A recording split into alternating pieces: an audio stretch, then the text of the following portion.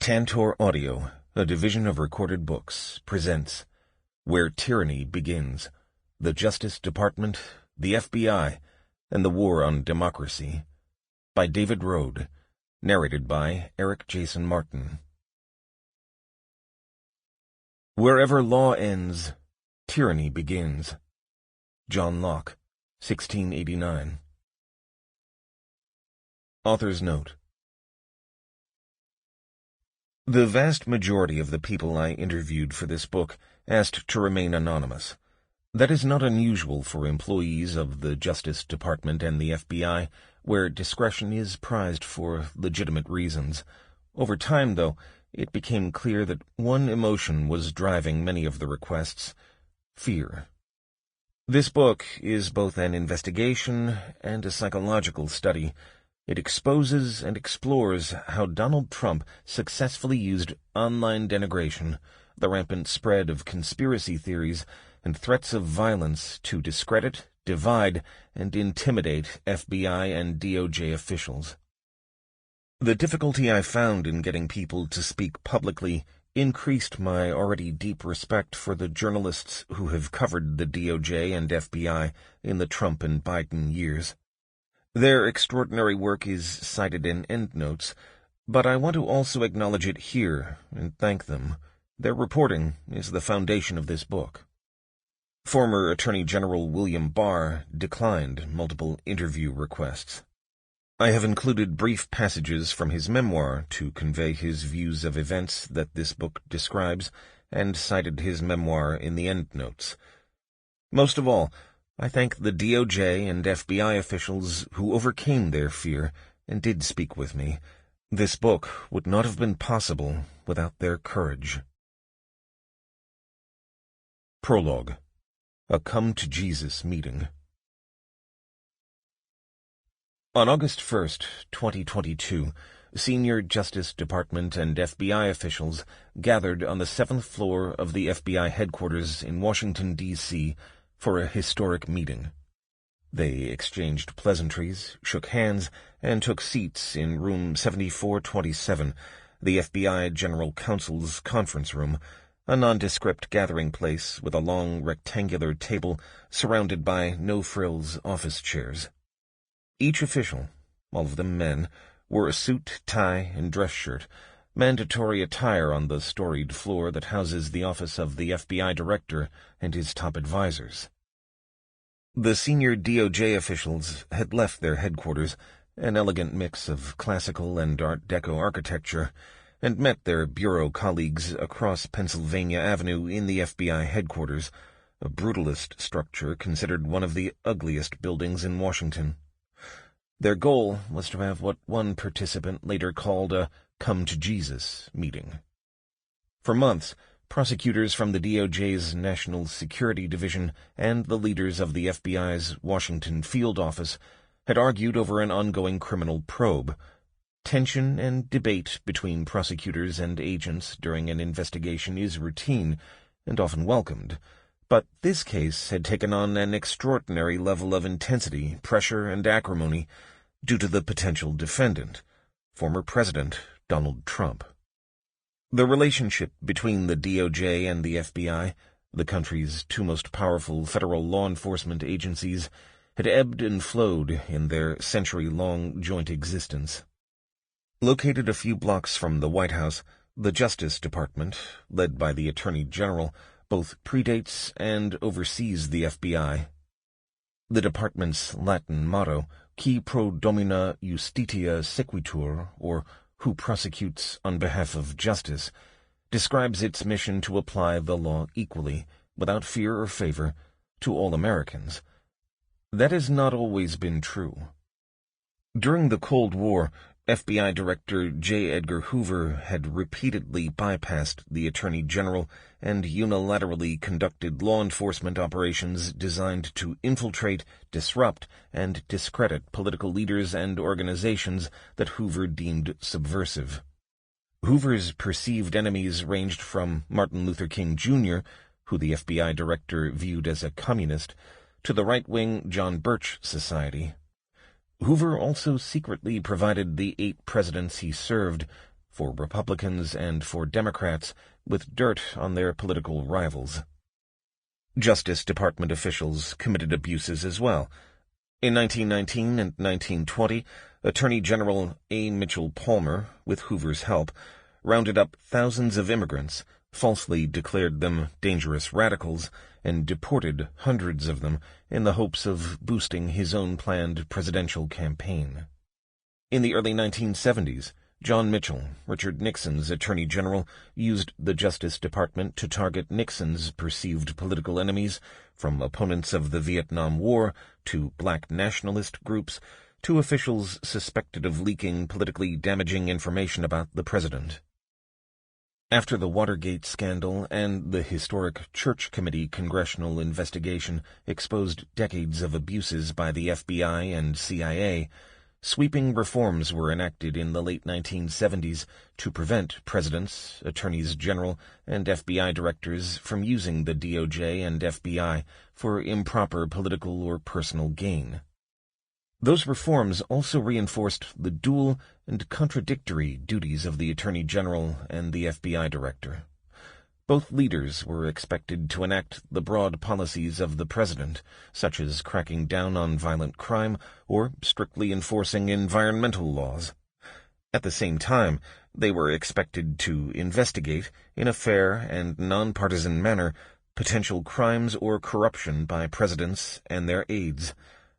The tension between those two missions, serving a president and investigating one, exploded during the Trump and Biden years. When the DOJ and FBI officials met in the FBI headquarters, they were deadlocked over how to retrieve what they believed were dozens of top-secret documents that Trump had taken from the White House to Mar-a-Lago. While they disagreed over how to retrieve the documents, DOJ and FBI officials shared the same feeling about the case: dread.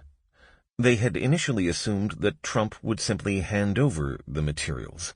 When he didn't, they saw no good options. You know what the reaction was in the department? We were like, oh shit, we don't want any part of this. The real enemies are Russia and China, recalled a former senior FBI official involved in the case who asked not to be named.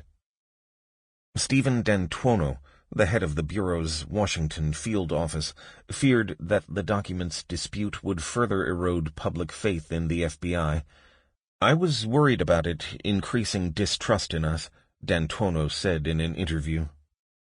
Trump's firing of James Comey, as well as Special Counsel John Durham's probe of the FBI's Trump-Russia investigation and bipartisan criticism of the Hillary Clinton email investigation, had taken a toll. Growing numbers of FBI agents saw politically charged cases as career-enders that could result in public vilification, the loss of their pensions, and, given Trump's vows of revenge, criminal prosecution. We all thought this posed a risk to us both professionally and personally, said the former senior FBI official. I can't impress upon you the pressure. We're all living through the special counsel investigation of Trump and the Hillary Clinton email investigation and Durham. We're trying to make the best decisions we can with all the emotions swirling. The intense pressure fueled distrust. Several FBI agents in the Washington field office suspected that one of the lead Justice Department prosecutors, Jay Bratt, was politically biased against Trump. According to public records, Bratt had donated $600 to a former DOJ colleague's unsuccessful Democratic primary campaign for the U.S. Senate in Oregon in 2007, $150 to the Oregon Senate Democratic Campaign Committee that same year, and $500 to the Democratic National Committee in 1993 and 1994. In a less divisive era in American politics, such donations might have drawn less attention. It was generally accepted that career DOJ and FBI officials could put their personal politics aside and investigate any elected official, Republican or Democrat, in a fair and fact-based manner. In the Trump era, bias was assumed, encouraged, and expected. Nonpartisan public service was dismissed as naive. Stephen D'Antuono recalled being concerned about the approach of the DOJ team investigating Trump, which Bratt led. Jay was being a little overly aggressive, D'Antuono said in an interview, the aggressiveness that was there from day one. D'Antuono said that other factors could have fueled their behavior. This is a huge case. It's the former president, D'Antuono said. Was some of it due to ambition? Jay has been an attorney for a long time. This is the case of the century. Justice Department officials flatly dismissed D'Antuono's claim that Bratt was somehow biased against Trump. They said that Bratt pursued all cases aggressively, noting that he had a long history of investigating the handling of classified documents by Democrats, including Hillary Clinton. In the Trump case, they added, Bratt had tried for months to reach a resolution with the former president that would not involve a search of Mar-a-Lago. A senior DOJ official with knowledge of Bratt's work said in an interview that he had never seen him show political bias.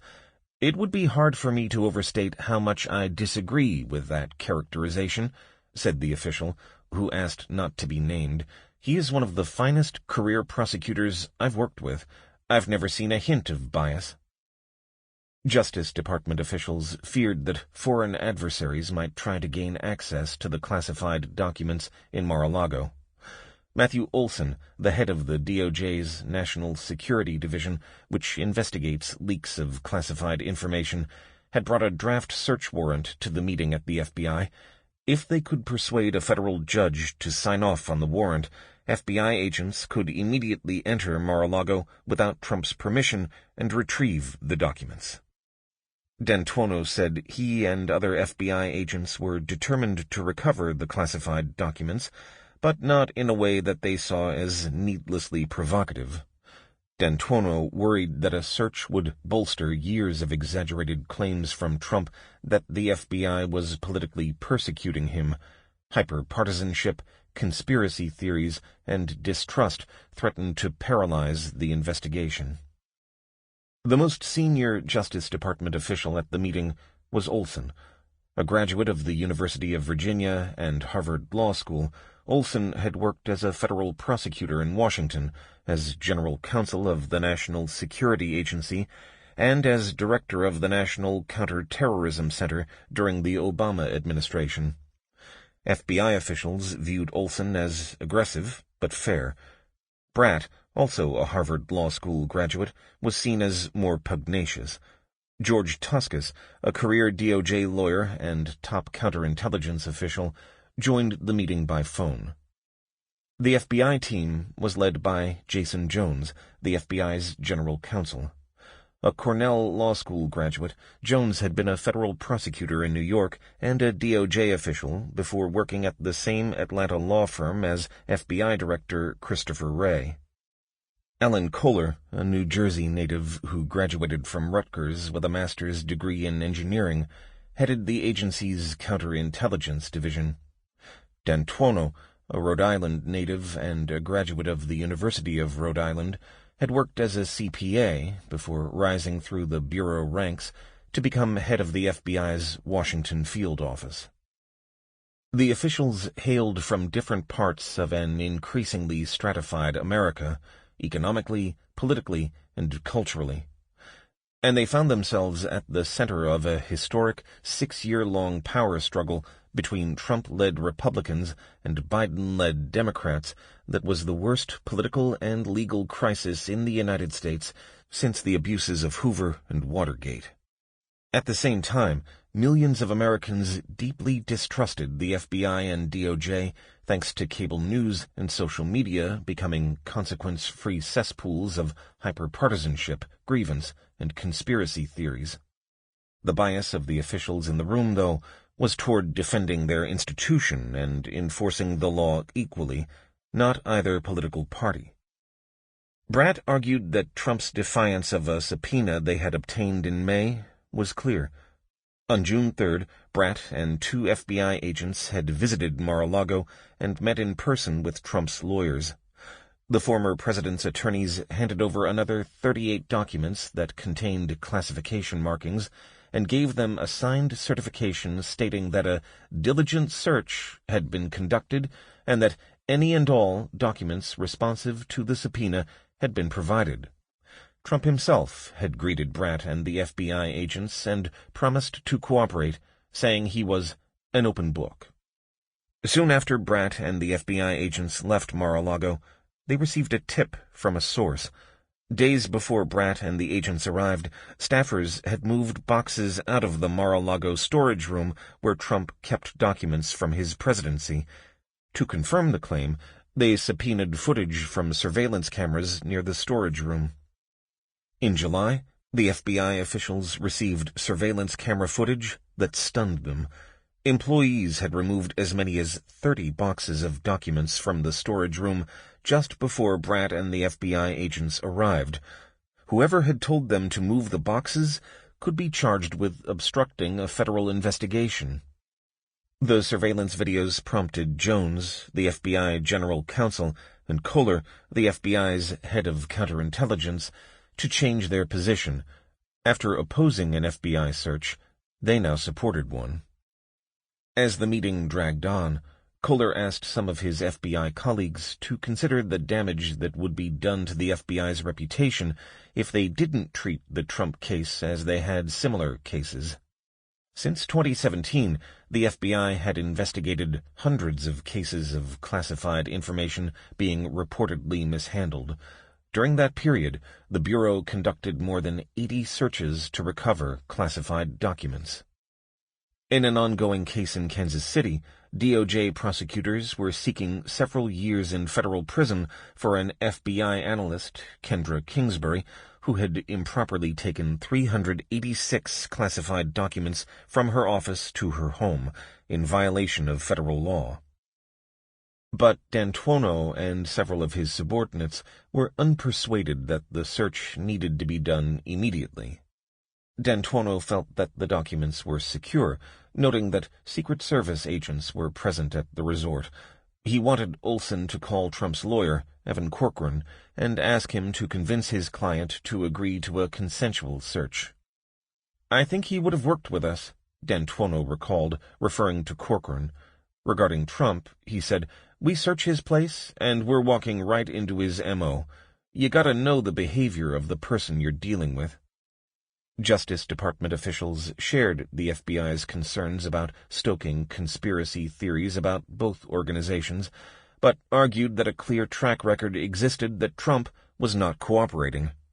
Prosecutors felt they had a duty to investigate a former president no more aggressively or less aggressively than any American.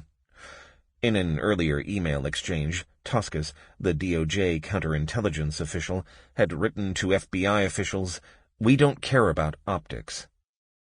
As the meeting continued, the discussion grew increasingly heated. Bratt raised his voice several times. When D'Antuono asked if prosecutors now considered Trump the subject of the investigation, Bratt shot back, "What does that matter?" but didn't answer the question.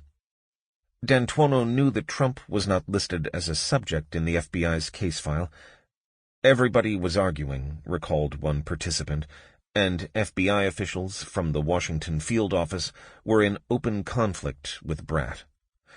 D'Antuono dug in, convinced that a private, consensual search could end the standoff. "If it was a consent search, I don't know if he would have broadcast that we were there," he said. "We would have gotten the records." D'Antuono said he would have his agents search Mar-a-Lago only if ordered to do so by his FBI superiors. "I was trying to be a different voice in the room. Why do we have to be aggressive? We have an attorney in this case," he said, adding, "If it didn't work with Corcoran, then fine. We would serve the search warrant and go in, no harm, no foul." While DOJ officials feared that Trump might move the documents again, D'Antuono felt there was no need to rush. The FBI also had a plan in place for how to respond if it appeared that documents were being removed from the property. "In my opinion, there was no harm in doing it that way," D'Antuono said. At the center of the disagreement were perceptions of Trump. Like the country, the investigators were deeply divided over the former president. D'Antuono and some of his subordinates felt that Trump did not want the documents dispute made public. When Bratt and 2 FBI agents visited Mar-a-Lago on June 3rd, Trump had kept the meeting secret and had not posted about it on social media. They saw Trump as buffoonish and most likely motivated by a desire to show off the classified documents. Justice Department officials and some FBI officials believed that Trump's continued possession of the documents was a direct threat to national security. They worried that China, Russia, or another foreign rival could infiltrate Mar-a-Lago and gain access to the documents. Not acting quickly could expose U.S. secrets, spies, or spying methods. After roughly an hour, the meeting concluded with no agreement. Kohler and Jones, the FBI General Counsel, were unable to change the views of D'Antuono and other agents in the Washington field office. D'Antuono would have to be ordered to conduct the search by FBI Director Chris Wray or Deputy FBI Director Paul Abate. After the DOJ officials left, the FBI officials spoke alone. D'Antuono and others from the Washington field office expressed a new concern. They noted that the draft search warrant included a potential criminal charge against Trump that they did not recall seeing before, Section 2071 of Title 18. The law made it illegal for an individual who possesses government documents to willfully and unlawfully conceal, remove, mutilate, obliterate, falsify, or destroy them.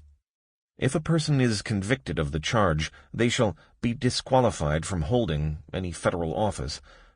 The barring from office charge, D'Antuono recalled, people saw that charge as, aha, is that DOJ's effort to get Trump?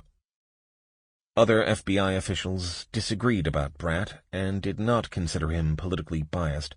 Instead, they feared that Trump's years of attacks were now impacting the decision-making of current FBI agents. They had a lot of co-workers who were impacted by Crossfire Hurricane, said the former official, using the Trump-Russia investigation's codename. The lesson some in the FBI took away was, stay away from politically charged cases. They can ruin your career. The following day, tensions between DOJ and FBI officials flared again.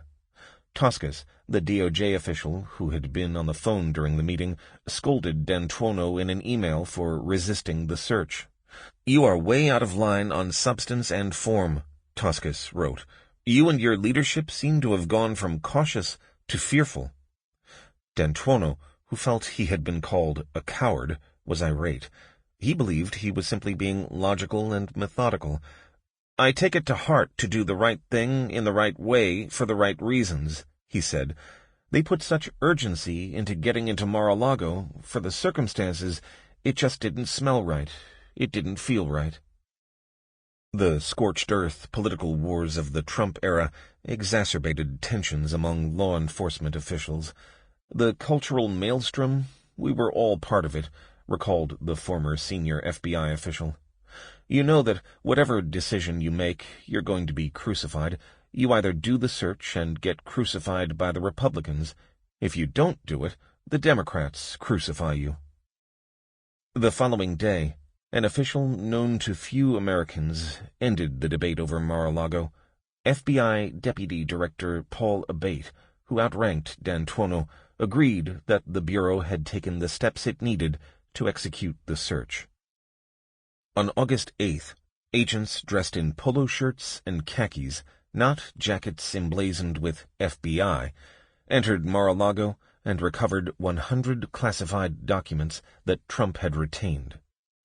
After the FBI agents left Mar-a-Lago, D'Antuono, who had been monitoring the search from his office in Washington, was initially relieved.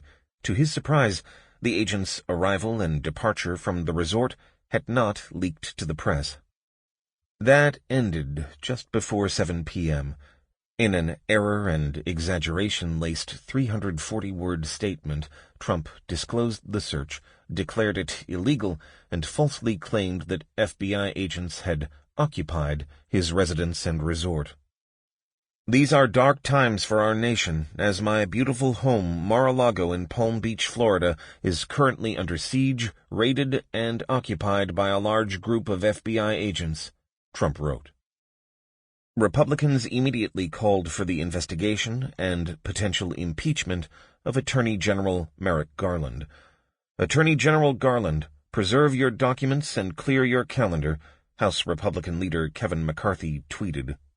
The Republican National Committee solicited money off of the search. In an unprecedented move, Joe Biden's Department of Justice raids President Trump's home at Mar-a-Lago, the committee said in a breaking news message on its website. Donate any amount right now to show your support for the GOP. Suspicion of the search emerged inside the FBI as well. FBI officials from dozens of the Bureau's 56 field offices demanded answers from their superiors. They called colleagues in Washington and asked why the search had been conducted. Some even asked about a conspiracy theory circulating online that evidence had been planted by the FBI in the former president's home. Instead of responding to the public and private attacks, FBI and DOJ officials, citing a long-standing policy of not commenting on ongoing criminal investigations, initially said little about why they had conducted the search. 3 days later, an armed 42-year-old man wearing body armor tried to force his way into the FBI field office in Cincinnati. In a subsequent standoff, police shot him dead. Individuals also attempted to breach 3 additional FBI field offices, but the Bureau kept the incidents secret. On a social media site frequented by anti-Semites and white supremacists, users said they were readying for armed revolution. Attorney General Merrick Garland held a press conference, took responsibility for the search, and condemned the attacks on FBI personnel. I will not stand by silently when their integrity is unfairly attacked, he said. Every day they protect the American people from violent crime, terrorism, and other threats. Garland, though, declined to share any further details about why the FBI had searched Mar-a-Lago. This is all I can say right now, he said. More information will be made available in the appropriate way and at the appropriate time. Frustration simmered in corners of the FBI. Some supervisors and agents felt that the DOJ and FBI's policy of not publicly commenting on investigations was ill-suited for the Trump era. While prosecutors and agents dutifully waited to present their evidence in court, the DOJ and FBI were discredited by pro-Trump politicians, cable news pundits, and social media personalities. Trust me doesn't cut it, said the former senior FBI official, who came to realize the DOJ and FBI needed to explain their actions more openly to the public. No one wanted this. Everyone wanted it to go away, the official recalled. There were reasonable disagreements about the path forward, but the path we followed was the right one, given how we usually handled these cases and the facts before us. The Mar-a-Lago search was a microcosm of a broader dynamic. In 4 years as president and 3 years as an ex-president, Trump had successfully used conspiracy theories, co-option, and threats to bend DOJ and FBI officials to his will to a greater extent than publicly known. Those who dared to defy him had their reputations damaged and their careers derailed. One former senior DOJ official said that Trump's goal during and after his presidency was clear. I think he is intentionally trying to weaken public confidence in the Justice Department and federal law enforcement in order to keep himself from going to jail, the official said. He tries to degrade any institution that acts as a check on his power. He degrades them systematically. It's all part of a whole, leading him to try to be able to get away with whatever he wants. To a greater extent than any president in U.S. history, Trump had successfully discredited the DOJ and FBI in the eyes of large groups of American voters. After Special Counsel Robert Hur cited Biden's poor memory as a reason he should not be prosecuted for retaining classified documents, Hur was denounced by Biden and Democrats as partisan. In an age of hyper-partisanship, it was proving impossible for the country's most powerful federal law enforcement agencies to criminally investigate Trump or Biden and maintain broad public support. In private... Sample complete. Ready to continue?